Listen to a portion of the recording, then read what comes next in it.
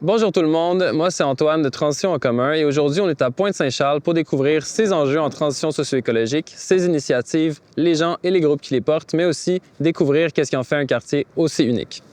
En fin de vidéo, vous trouverez aussi le guide de la visite avec le résumé des interventions qui auront été faites, le cahier de revendication de la table de quartier, ainsi qu'une carte interactive avec plus de 50 organisations et points d'intérêt à découvrir.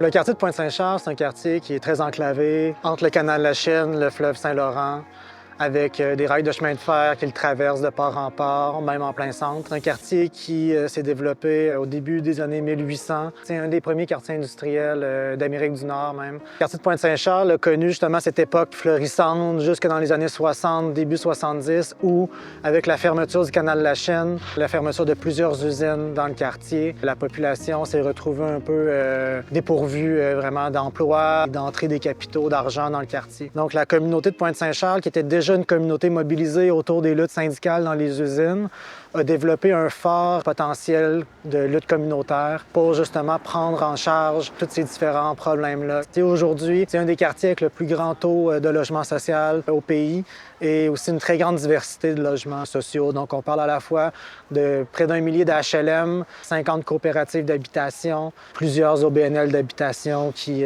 justement façonnent ce qui est rendu le quartier de Pointe-Saint-Charles aujourd'hui.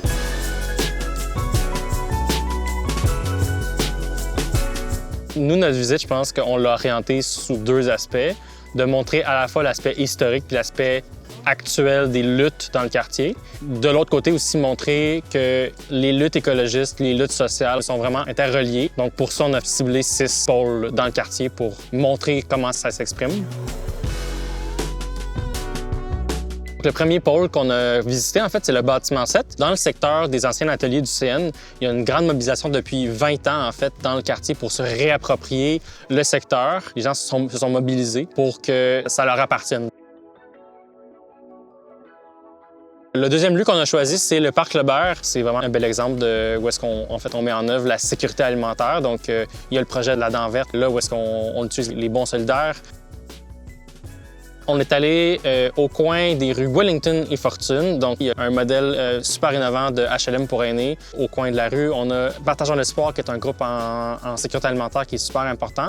Puis, en fait, on a des grosses revendications pour la rue Wellington. On est également allé à la bibliothèque Saint-Charles. Tout le secteur a été sauvé dans les années 60 et 70 parce qu'il y avait un grand projet de boulevard urbain qui aurait démoli le cœur et l'image du quartier, en fait, qui inclut cette ancienne caserne qui est maintenant une bibliothèque. On est allé au parc Joe Beef, donc c'est le 5e point où est-ce qu'on est allé. On a été présenté un quartier qui est en grande transformation, qui est le Triangle Nord. On a parlé d'un grand projet où est-ce que 50% de logement social qui s'en vient. En même temps, il y a énormément de luttes citoyennes contre l'éco-gentrification dans le secteur. Donc, on est en face du secteur Bridge-Bonaventure. Donc, c'est un immense territoire qui s'étend du pont Victoria jusqu'au conteneur de transport Raymond qu'on voit là-bas. La ville a annoncé la requalification de tout le grand secteur de Bridge-Bonaventure en 2018. Dès ce moment-là, on a vu se confronter deux visions pour l'avenir de ce secteur-là. Les promoteurs immobiliers ont créé un consortium. Ils sont arrivés avec l'idée de prolonger le centre-ville dans le quartier de Pointe-Saint-Charles avec des tours en hauteur, etc. Alors que du côté de Pointe-Saint-Charles, on veut un développement à échelle humaine avec du logement social, de logements abordables, un milieu de vie en dehors du marché spéculatif.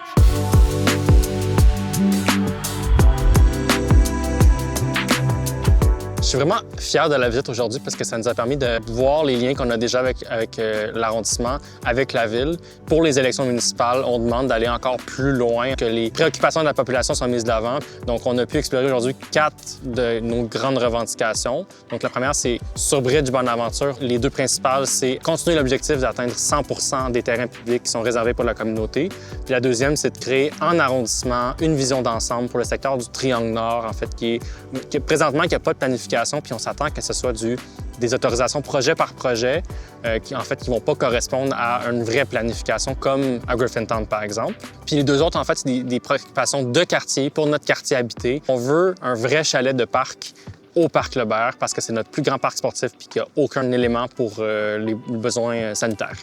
On veut que la rue Wellington soit beaucoup plus appropriée par la communauté, plus sécurisée, verdie, qu'il y ait un plan contre la gentrification avec beaucoup plus de commerces abordables, sortis de la spéculation. C'est pas d'être la rue la plus cool au monde, en fait. C'est simplement d'avoir une rue villageoise que les gens aiment aller puis s'approprient pour vrai. Je pense que la Ville a juste intérêt à travailler avec nous pour créer des projets parce qu'en fait, nous, on crée énormément d'événements, de consultations, de mobilisation dans le quartier. Les gens s'adressent à nous pour leurs préoccupations, leurs plaintes. Puis, en fait, on a juste intérêt mutuellement à travailler ensemble